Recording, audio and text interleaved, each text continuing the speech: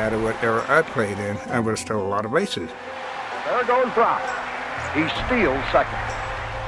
My base running ability was a force to baseball, force that one has to deal with. There goes Brock again.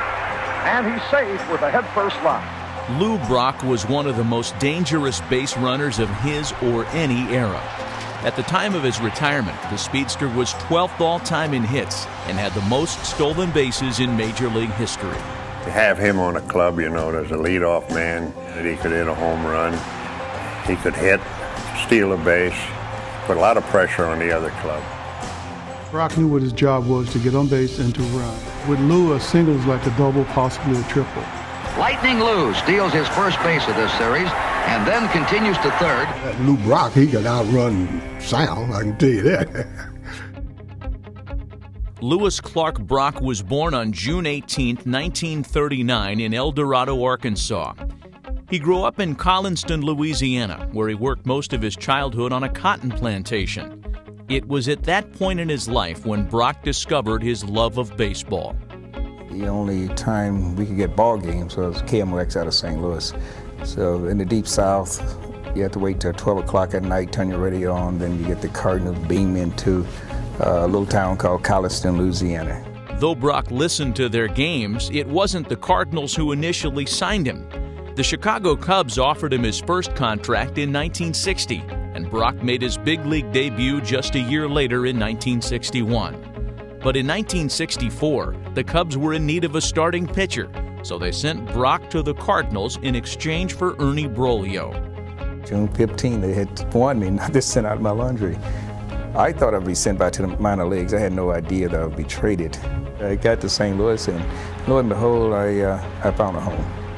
Well, first of all, when they traded Ernie Broglio for Lou Brock, no one knew who Lou Brock was, and Ernie Broglio was an established big league pitcher. So they wanted to run Bing Devine, the general manager of the Cardinals, out of town for making that trade. We were mad because we all loved Ernie. Almost to a man, we thought we didn't make a good deal. The Cardinals didn't make a good deal, they made a great one.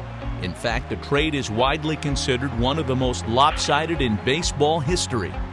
Brock hit .348 over the rest of the season and became the catalyst to the St. Louis offense. In Chicago, the attitude was we played for the big inning, whereas in St. Louis, baseball was a war. They was going to run, hit, and cheat and steal and get every run they possibly could by any old mean they could. Lou Brock was untested. He was untested because the Cubs didn't want him to run. Johnny Keane told Lou, "Run whenever you want to." And Lou said, "What?" He said, "Yeah, we got you for your speed." And that infused this great amount of confidence in Lou Brock. He became a different player. The new Lou Brock became the Cardinals' leadoff hitter and helped lead them to their first World Series title in 18 years. We don't stand a chance without Lou Brock. He made our team sparkle. Brock's glitter showed itself again in the 1967 World Series against the Boston Red Sox, when he hit .414 with a homer and 3 runs batted in and added a perfect 7 for 7 in stolen bases to help the Cardinals win another title. The Cardinals win. They're the new world champions. The following season, Brock once again helped the Cards get back to the Fall Classic. He hit .464 with 13 hits and 7 stolen bases over the series, but ultimately the Cards fell to the Tigers in 7. Lou Brock steals his 7th base, tying his own World Series record of a year before. Over the next few seasons, Brock continued to be a menace on the base paths, but his best season came in 1974, when at the age of 35 he broke Maury Will's single-season record for stolen bases. Most important thing was to avoid long slumps and try to stay sharp.